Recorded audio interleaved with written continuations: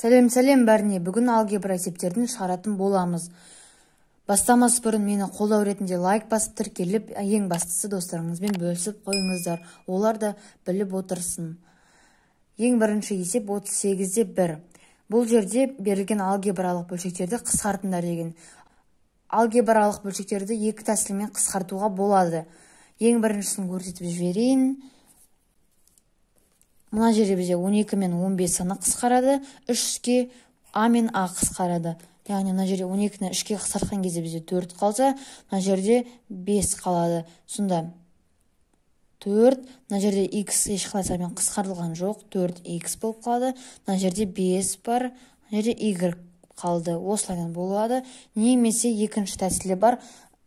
Ең үлкен ортақ бөлгішін табу. Мысалға, бұл жерде 12 және 9 сандарының ең үлкен ортақ бөлгіші ол бізде 3 саны. Сонда 3-ті жазамыз. Және де бұл жерде ортақ бізде С және де Б бар екен. 3СБ бөлінген деп жазалайық. 3СБ. Енді көбейтеміз. Қалған саны мына жерде 4 қалды бізде. 3-ті 4-ке көбейткен кезде 12, және де Б қалды. Б-ны Б-ға көбейткен кезде Б квадрат шығады. Мына жерде 3 қалды, және де С-тің квадраты қалды. Енді қысқартып көрсетейін. Мына жерде мына екеуі қысқарады. Қалған сандар бізде 4 және де 3С квадрат. Келесі, мына жерде ортақ бөлгіш бізде 4 саны және де А, Y бөлінген 4А, Y көбейтілген. Мына жерде енді 3 қалды және де Y квадрат қалды. Ал мына жерде минус 2А қалды. Енді мыналар бізде екеуі қысқарып кетеді. Сол кезде бізде 3Y квадрат бөлінген минус 2А болады. Келесі төртіншісінде минус 6 ортақ сан де көбейтілген П-ның кубы бөлінген. Дәл солай 6Q көбейтілген 2Q квадрат болады. Сонда бізде қысқарып кетеді мына екі сан. Сонда бізде П куб және де 2Q квадрат қалады. Мына жерде минус қысқарады, сондықтан оны жазбаймыз. Келесі бесіншісі. Бесіншісінде дәл осы сияқты қысқарып көрсетейін.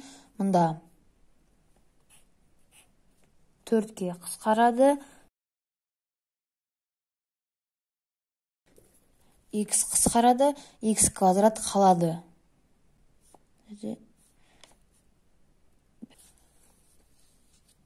Сонда мұнда бізде А қалды және де X қалды. Бөлінген бұл жерде минус AX қалды. Мына жерде 3Y қалды.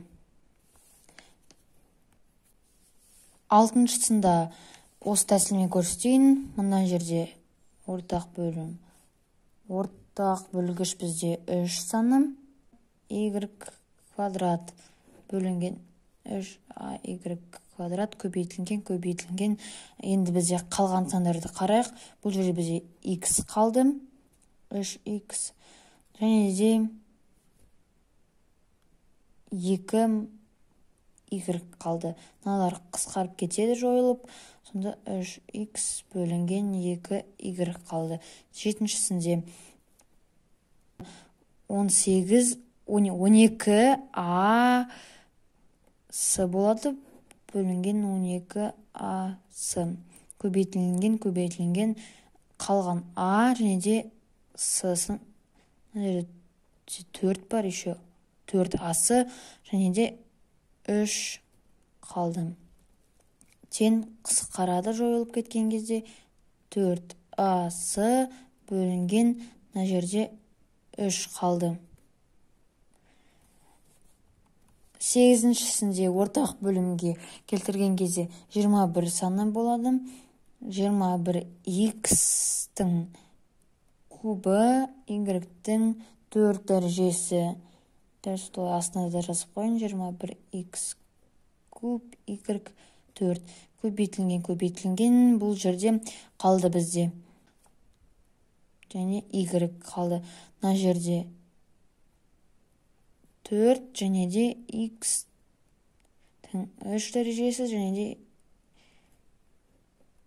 қысқарады. Мына 2 қысқарып кетеді. Сонда бізде қалады 3 y бөлінген 4x куб саны. Мына жерде көрінбей қалыпты. Кешірім өтінемін. Бұлай осылай болады.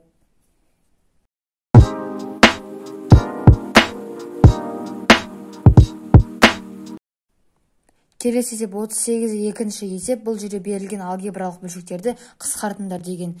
Дәл солай мына жерде екі тәсілмен қысқартуға болады. Ал бастайық. 18 және 24 сандары бізде 6 санына қысқарады. 3 қалса, мына жерде 4 саны қалады. Және де с-да қысқарады. Сонда 3b бөлінген 4 қалады. Екіншісінде мына жерде 25 пен 15 5-ке қысқарады. Және y пен y қысқарады. Сонда 5 қалды. А квадрат қалды. Бөлінген. Мына жерде 3 қалды. Б қалды. Үшіншісінде екінші тәсілмен көрсетіп жіберейін. Бұл жерде ортақ бөлгішке келтіруіміз керек. 24 пен 6-ның ең үлкен ортақ бөлгіші 6. Қасында а бар. Көбейтілген а-ның квадраты бөлінген 6а бар. Көбейтілген мына жерде с бар. Тең қысқарып кететін сандар 6а және де а квадрат бөлінген с. Мына жерде 4 санымды кететтім. 4а квадрат болады. Келесі мына жерде дәл солай екінші тәсілмен көрсетіп жіберейін. Мұнда ортақ бөлгіш бізде 3 саны және де x бар, y бар. Дәл солай 3x, y көбейтілген 9x, мына жерде 7y квадрат қалды. Енді қысқаратын сандар осы. 9x бөлінген 7y квадрат болады. Бесіншісінде. Келесі бесіншісінде мұнда а куб және де б кубтан бере аламыз. Дәл солай астында да а бөлімінде де а куб, б куб. Енді қалғанын қараймыз. Көбейтілген 2 және де а-ның кубы.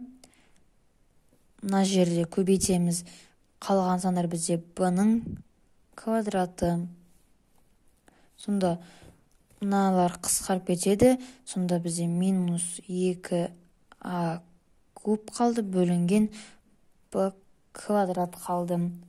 Мына жерде де дәл солай x-тің 5 дәрежесі және де y-тің 4 дәрежесі. 5, y-тің 4 дәрежесі көбейтілген. Қалған сандар бізде y-тің квадраты, x-тің квадраты, ал мына жерде y-тің 4 дәрежесі. Енді мына сандар қысқарып кетеді. Сонда x квадрат бөлінген y-тің 4 дәрежесі қалады. Келесі мына жерде бізде ортақ бөлім 42 мен 35-ке ортақ бөлім. Ол бізде 7 саны. Сонда 7m және де n-ның 5 дәрежесі.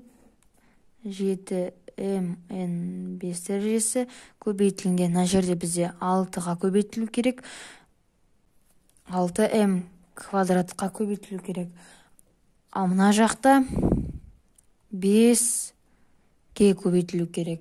Сонда қысқаратын сандар мынау 6m квадрат бөлінген 5 қалды. 8-шісінде ортақ бөлім бізде 15 саным.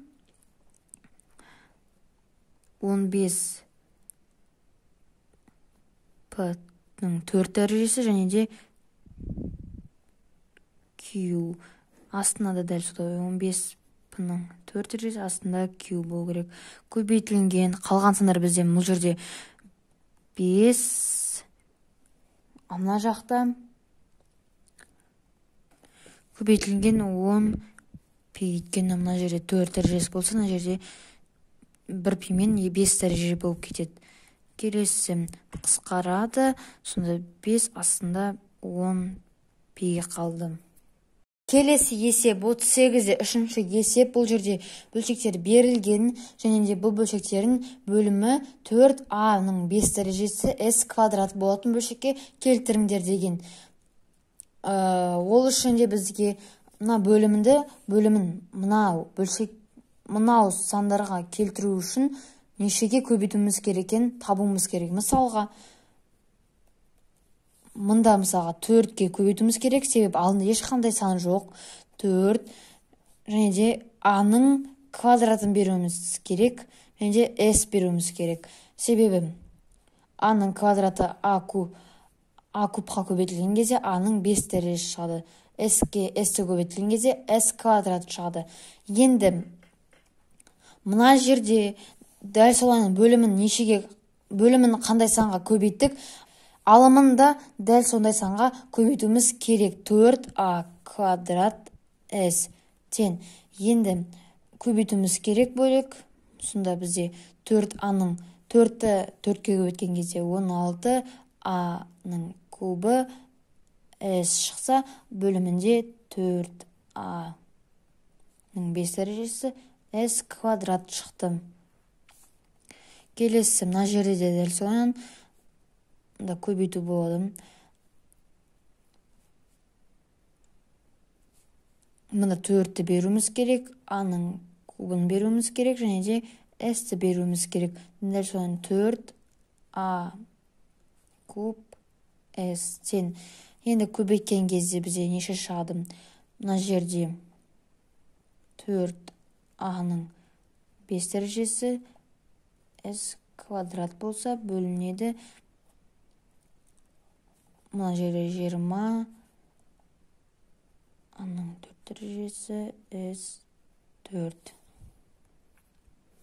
Келесі мына жерде көбейтеміз. Мұнда 2 болу керек, а-ның 4 дәрежесі және де s болу керек. Мына жерде де 2а-ның 4 дәрежесі 3. s болу керек. Енді көбейткен кезде неше шығады? Бұл жерде 4а-ның 5 дәрежесі s-тің квадраты бөлінген. Мына жерде 8 а-ның 5 дәрежесі s болу керек. 4-шісінде де дәл солайынан бұл жерде 4-ке 0,15-ті 4-ке келтіру үшін бізге 0,15-ті 4-ке келтіру үшін бізге 8-ге көбейту керек. Қасына а-ның 4 дәрежесін және де s-ті жазу керек. Көбейтілген мына жерде дәл соны жазамыз. 8а 4s тен. Енді